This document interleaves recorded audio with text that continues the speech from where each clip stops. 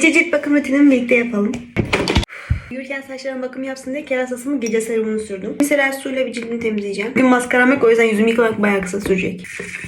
Ben size cilt bakım videosu çekeceğim diyene kadar benim ürünlerim bitti. Kiehl's'ın bu yüz temizleme jelini kullanıyorum. Kullanamıyorum. Var. Şu kadarcık şey o kadar yeterli oluyor ki. Önce elimde biraz köpürtüyorum. Hazırda ıslak olan cildimde özellikle gözenek bölgelerine masaj yapıyorum. Sıkılana kadar yapıyorum işte. 2 tane nemlendiricim var. İkisini de çok severek kullanıyorum. Bitmiş. Bu bitmek üzere. Posrex'in de böyle bariyer onarıcı aynı zamanda nemlendirici bir serum var. Bunu rutinime yeni ekledim. Bundan önce de ağdayla cildime yanlışlıkla zarar verdim. Ayna muska kremini her ağda yaptığımda neden ağda yapmam gerektiğini anlıyorum. Yüzüme retinal sürdüysem bunu tüm yüzüme sürüyorum. Göz kremim kayıp. Size video çekeceğim diye hiçbir şey yoluna gitmiyor. Güzel nemlendiren bir göz kremi önerirseniz bana çok sevinirim. Bak, maskesi sürüyorum. Beni izlediğiniz için teşekkür ederim. Sizi çok seviyorum. Kendinize iyi bakın. Rahat rahat uyumaya gidebilirim. Love you. Bye.